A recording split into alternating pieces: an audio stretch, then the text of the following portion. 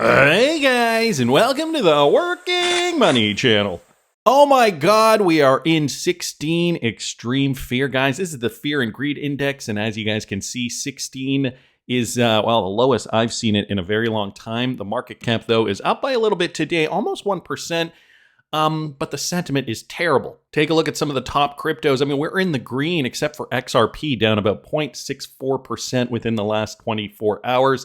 But XRP commensurate with, pretty much the rest of the market here over the last 7 days. You guys can see everything has pretty much been in the red. Some coins more than others. Overall sentiment, though, is very negative, very pessimistic. Even Coin Bureau came out and said, the crypto fear and greed index is now at 10, extreme fear. So I guess this is when they took the reading there. He says it's the lowest it's been since February. So if you guys take a look here, February the 27th, 2025, it was that low, in and around 10. And now we got fear and greed, according to this particular crypto fear and greed index, is now at 10. Yet, when we take a look at price, which is interesting because price doesn't necessarily correlate to fear and greed, which, it generally should, you would think.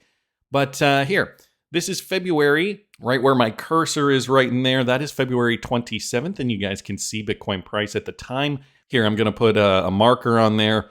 The 27th Bitcoin price was in and around $82,000, $83,000 per coin, coming off the highs of $109,000 per coin. So at that time, Bitcoin had dropped about 23%, and we had extreme fear. And I guess when we look at the drop, we're down about 24%. So similar in terms of percentage drop, although price is still hovering in and around $95,000, $96,000 per coin. Currently, one Bitcoin's going for $95,859 per coin. Bull markets don't end like this. And this is not a quote from me. This is from Rand Nooner. I've been around for multiple bull and bear markets. The 2001.com, 2008 housing, 2017 crypto, 2021 crypto, etc. When bull markets end, either something breaks or belief in the asset and the market crumbles. And then he gives some examples of that. We are here in 2025, though, and Bitcoin is being adopted by governments, blockchains, and being adopted by institutions, and world markets are at an all-time high with more liquidity on the way. No, government can't tighten right now. And for all intents and purposes, nothing is broken. We have had a 25% correction, as is normal for any Bitcoin cycle, even this one, and now sentiment has bottomed. So, despite the fact that there are, pundits screaming from the rooftops that we are still looking at a bull run, that this is just a correction. It could be.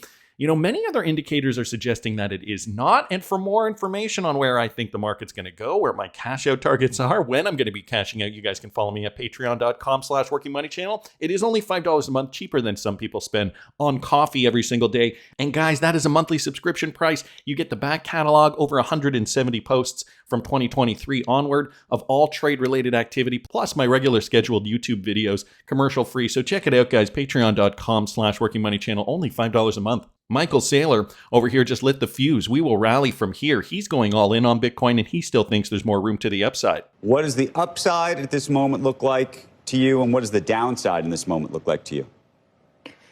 I feel like we put in a pretty strong base of support around here. There's an incredible amount of leverage coming out of the system, a lot of liquidation. A lot of the OG holders were selling at the $100,000 level, and so I'm fairly comfortable at this level. I would think that we'll build from this base and we'll rally from here. Obviously, it's hard to make a forecast for the end of the year right now, given what's happened over the past few weeks, and especially the shift in the macro environment. But, as my view is Bitcoin's going to outperform gold. It's going to outperform the S&P. It is digital capital. And so if you're a long-term investor, this is the place to be. That's a nice way of saying the Bitcoin price is going to continue to move down for the next year, because he ends that by saying, if you're a Bitcoin, long-term holder, you're going to be doing okay. And I do believe that, but that's not to say that the next year could be tumultuous for Bitcoin. Again, chart isn't looking great. Let's take a look at the XRP chart, guys. We haven't taken a look at the XRP chart yet. Currently, one XRP trading down here in around $2.26. So far from former support in and around here, which is around $2.77. I mean, if XRP could get up above there and form a base on there, I would be happy. We're not seeing it yet. Hopefully we will see a change soon. We know regulation is on the way, and the Token Taxonomy Act in the United States is going to make crypto regulations clearer. VanEck Exec here posting this. SEC Chair Paul Atkins just announced live on Fox that they will ease Bitcoin and crypto regulation. Unfortunately, for the last several years now, the industry has been operating in a fog. They couldn't really figure out what the SEC was looking for and how this new technology could be accommodated within the ancient rules that applied to paper filings and paper stock certificates and that sort of thing. We're talking about now, digital assets and that sort of thing on chain. So what we need to do is focus on the basics again, what are securities and whatnot, and then collaborate with our sister regulators, most importantly, the Commodity Futures Trading Commission. So if you divide the taxonomy that I outline, and obviously this is my views, and we'll work through notice and comment rulemaking ultimately on all of this, but if you have digital commodities, digital collectibles, digital tools, and finally tokenized securities, and the first three are not securities, and tokenized securities obviously are. So the rub comes in defining, what is and is not a security, and so that's what we are, setting out to do. So the SEC sounds like they're on it. I have full confidence in this administration. Wanted to thank VanEck, wanted to thank Coach TY here, Rand Nooner, and Coin Bureau for posting those. In and amongst all this, and in and amongst the new Canary Capital XRP ETF, we got this. I mean, this one's wild. This coming from Diana here, Invest with D on Twitter X. Guys, did you see this? The actual head of digital assets research at VanEck. Okay, this is a professional financial institution. VanEck posted a snarky jab at XRP holders, basically admitting he doesn't understand what the XRP blockchain even does. For a guy running research at a major asset manager, this is insanely unprofessional. So I happened to find this. Okay, so if XRP holders is what Matthew Siegel says aren't earning anything from the ecosystem and the protocol doesn't actually accrue value, who's the one collecting the tax? So he was responding to David Schwartz's tweet here from November the 14th from just yesterday. And David Schwartz says there really is no tax. You can spend XRP to issue assets, trade them, issue NFTs, make payments, and so on. The closest thing to a tax is the transaction fees and reserves that serves as an anti-spam measure. The ledger is a public good that belongs to everybody. Nobody has any special right to charge you for it. It is in no sense owned or controlled by XRP holders. Holding XRP gives you XRP, full stop. Think of it like Bitcoin that somehow magically works without needing transaction fees to pay for the energy requirements, and that also supports additional features like stablecoins, a decentralized exchange, NFTs, so on and so forth. This was funny because he just wouldn't let it go. Originally, he was saying, "Dear Maxis, I may never understand what your blockchain actually does," putting blockchain in quotes here, "but I'll always respect the passion required to pretend it does something, so keep with the hustle." He responded to that. Now, this was another David Schwartz response here. Cool. But does any of this actually accrue value for the XRP token? So he's still wondering about this accruing value. I'm not aware of any fee capture, revenue share, burn, or economic linkage. I think maybe I'm not smart enough to understand, but I'll keep trying to learn and update my views. David Schwartz did respond here. You asked what the blockchain actually did. You got an answer. Your response was that you couldn't get passive income from it. Is the blockchain ethos no middlemen? Be your own bank? Or is it, if I can't tax other people for a passive profit, I don't care about it? Boy, savage. Good for David Schwartz. So, I mean, this is incredibly unprofessional, and Bayberry Capital even came out, said the same thing. You're making VanEck look bad. Secondly, you clearly aren't good at your job and actually are doing your firm a disservice by being this misinformed. So coming out at Matthew Siegel saying just that. The gatekeepers of finance have completely shown their hand at this point. They don't see how they can pimp and tax their clients using the XRP ledger. Therefore, I guess case closed. Even Ripple Bullwinkle here came out saying, when someone tied to a major firm like VanEck fires off a take that's sloppy, it doesn't just make them look bad, it puts a stain on the entire brand they represent. Institutions spend millions crafting trust, and one misinformed comment can undo that in seconds. And the misinformation, it's not subtle. XRP isn't some fringe asset. It's the third largest blockchain by market cap and the only one with real enterprise-grade infrastructure already live at scale. Anyone working in ETFs, custody, or digital asset research should know that. That is literally their job. So, you know, when Matthew Siegel's coming out being this misinformed, I feel like there's an MO. I mean, these people can't be that stupid, can they? Well, maybe they can. Guys, this was from just over a year ago, about a year and a half ago. Crypto Eddie originally posting this on July the 10th, 2024, and Moon Lambo retweeting it out. This was an interview from the Tony Edward podcast with the same Matthew Siegel, head of digital asset research at VanEck. Now remember, guys, this was before the Canary Capital XRP ETF was launched. Listen to this. There's been a lot of talks about, in addition to Solana ETFs, XRP ETFs. Are you guys looking into that at all?